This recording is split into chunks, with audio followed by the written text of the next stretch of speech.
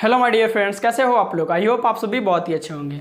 तो आज के इस वीडियो में हम पढ़ेंगे प्रतिरोध के बारे में, जानेंगे प्रतिरोध क्या होता है, इसका डेफिनेशन जानेंगे, इसके साथ साथ जानेंगे कि प्रतिरोध किन किन बातों पर निर्भर करता है। तो आइए सबसे पहले हम जानते हैं प्रतिरोध क्या होता है, यानी कि प्रतिरोध का डेफिनेशन। प्रतिरोध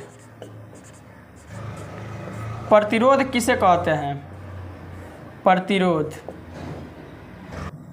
तो प्रतिरोध किसी भी पदार्थ का वह गुण है, प्रतिरोध किसी भी पदार्थ का वह गुण है जो किसी परिपथ में प्रवाहित होने वाले विद्युत धारा का विरोध करता है। प्रतिरोध किसी भी पदार्थ का वह गुण होता है जो किसी परिपथ में प्रवाहित हो रहे विद्युत धारा का विरोध करता है, उसे प्रतिरोध कहते हैं। मतलब किसी चालक तार में जब बिजली जाता है तो उसको एक चीज होता है जो रोकता है, उसी को प्रतिरोध कहते हैं, यानी कि उसका विरोध करता है, आगे नहीं बढ़ने देता है बिजली को। कौन? तो प्रतिरोध। ठीक है, तो प्रतिरोध का डेफिनेशन कैसे लिखेंगे? तो प्रतिरोध किसी भी पदार्थ का वह गुण होता है जो किसी परिपथ में प्रवाहित होने वाले विद्युत धारा का विरोध करता है, उसे प्रतिरोध कहेंगे। प्रतिरोध का अगर देखा जाए, प्रतिरोध को परिपथ में कैसे दिखाया जाता है? तो प्रतिरोध को परिपथ में हम दिखाते हैं कुछ इस प्रकार से, ऐसे जिग जैग ऐसे बना के, और प्रतिरोध को आर से हम दिखाते हैं, और परिपथ में दिखाना हो तो ऐसे दिखाएंगे। ठीक है, और आर से इसको रिप्रेजेंट किया जाता है परिपथ को। ठीक है, तो यहाँ पे देखिए हमने तो जान लिया प्रतिरोध क्या होता है। तो प्रतिरोध किसी भी पदार्थ का वह गुण होता है जो किसी परिपथ में प्रवाहित हो रहे विद्युत धारा का विरोध करता है, उसे प्रतिरोध कहते हैं। प्रतिरोध का संकेत आर होता है और इसको परिपथ में इस प्रकार से हम दिखाते हैं। अगर परिपथ किसे कहते हैं ये सब नहीं जानते हैं तो पिछले लेक्चर में हमने सब पढ़ा दिया है, आप जाकर उसको देख सकते हैं। तो यहाँ पे देखिए, तो हमने जान लिया कि प्रतिरोध क्या होता है। अब हमें जानना है यहाँ पे प्रतिरोध का फॉर्मूला, यानी कि R इज इक्वल टू क्या होता है। तो ओम के नियम से अगर देखा जाए ना, तो ओम का नियम क्या होता है? तो I is equal to V बटे का R होता है, और ये जो नियतांक आता है ना, यही प्रतिरोध होता है। अगर यहाँ से R का मान हम निकालने जाएं तो क्रॉस करेंगे तो यहाँ पे क्या हो जाएगा?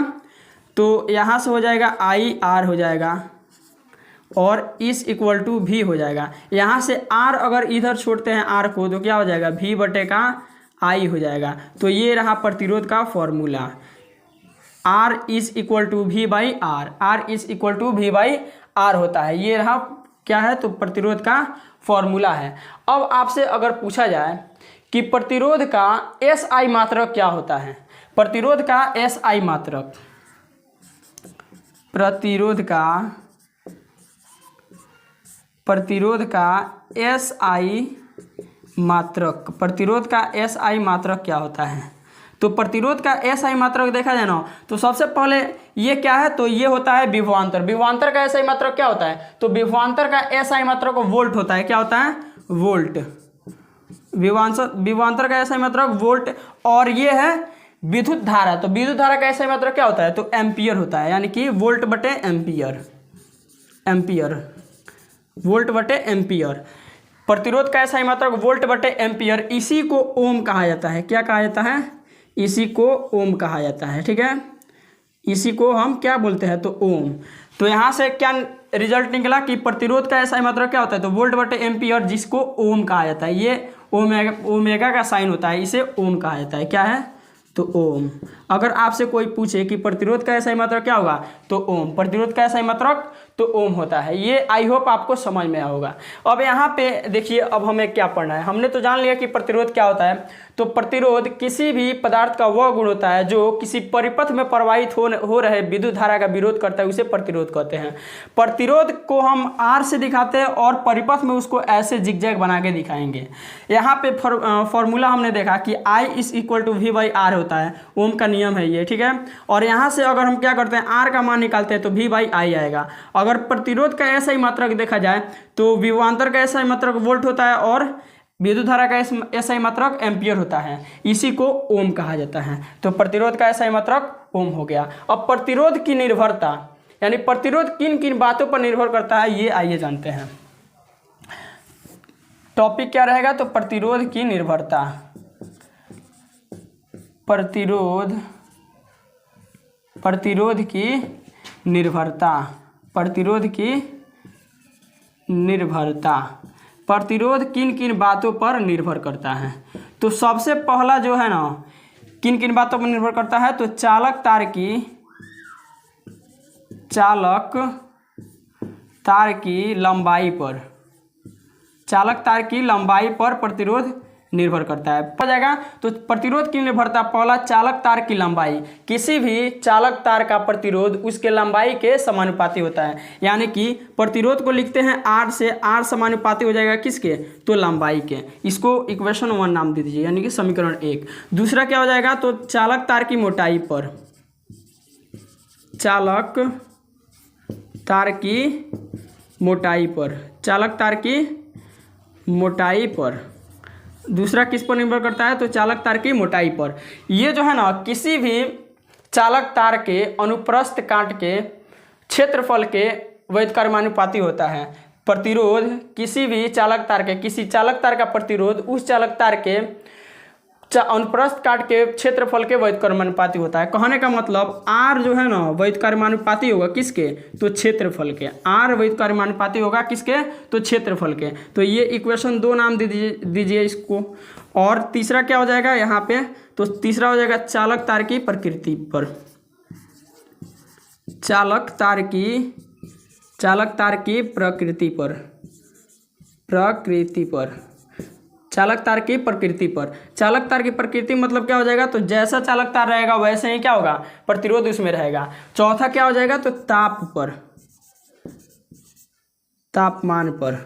यानी कि जैसे जैसे हम किसी चालक तार का तापमान बढ़ाएंगे, ठीक है, जैसे जैसे हम किसी चालक तार का तापमान बढ़ाएंगे वैसे वैसे उस चालक तार का प्रतिरोध बढ़ता चला जाता है। ठीक है, तो पहला हमने देखा कि प्रतिरोध की निर्भरता, पहला चालक तार की लंबाई पर निर्भर करता है। किसी भी चालक तार का प्रतिरोध उसके लंबाई के समानुपाती होता है, मीन्स आर समानुपाती एल के, यानी कि प्रतिरोध समानुपाती होता है किसके, तो लंबाई के। दूसरा चालक तार के मोटाई पर, तो चालक तार के मोटाई पर कहने का मतलब क्या हुआ, प्रतिरोध किसी भी चालक तार का प्रतिरोध उसके चालक तार का अनुप्रस्थ काट के क्षेत्रफल के व्युत्क्रमानुपाती होता है। तो वही हमने लिखा है आर व्युत्क्रमानुपाती हो जाएगा 1/a, यानी कि क्षेत्रफल का व्युत्क्रमानुपाती।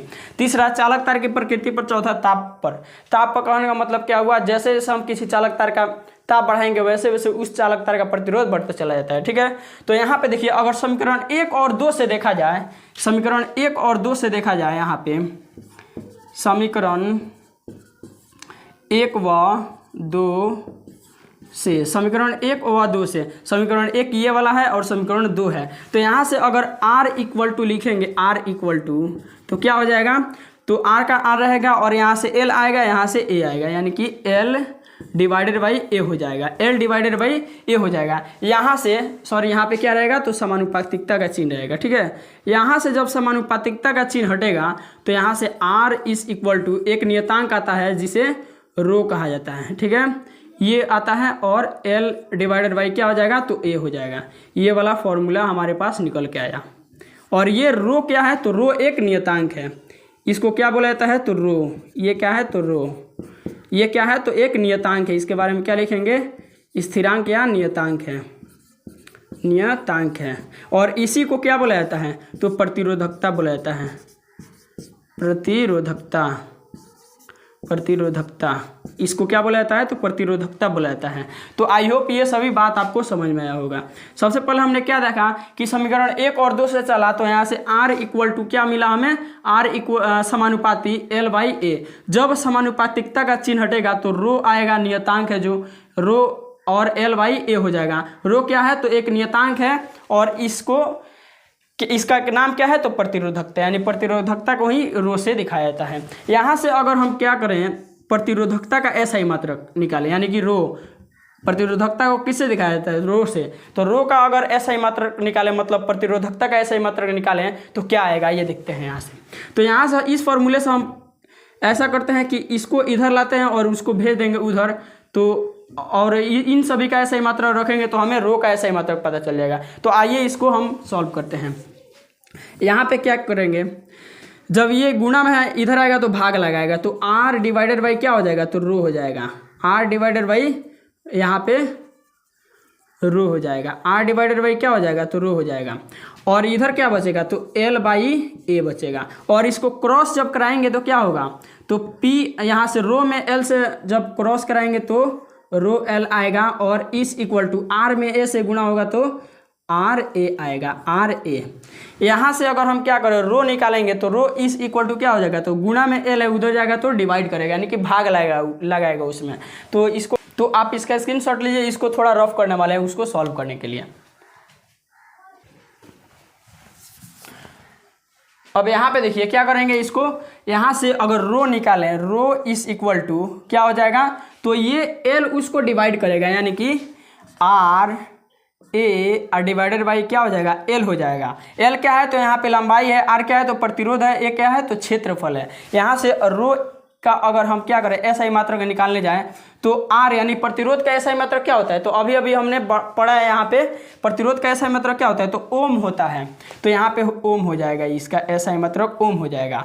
और एरिया यानी कि क्षेत्रफल का एसआई मात्रक क्या होता है, तो मीटर स्क्वायर होता है, डिवाइडेड बाई लंबाई का ऐसा ही मतलब क्या हो जाएगा, यानी कि लंबाई को किस में मापा जाता है, तो मीटर में मापा जाता है। यहाँ से 1 मीटर से स्क्वायर से कटेगा तो रो का ऐसा ही मतलब क्या निकल के आएगा, तो ओम मीटर। तो रो का ऐसा ही मतलब क्या हो जाएगा, तो ओम मीटर हो जाएगा। और यहाँ पे प्रतिरोध का ऐसा ही मतलब क्या हो जाएगा, तो ओम हो जाएगा। रो का ऐसा ही मतलब ओम मीटर और प्रतिरोध का ऐसा ही मतलब ओम होता है। तो आई होप ये सभी आपको समझ में आया होगा। तो आप इसका स्क्रीनशॉट लीजिए और ऐसे ही टॉपिक वाइज वीडियो देखने के लिए हमारे चैनल को सब्सक्राइब जरूर कीजिएगा।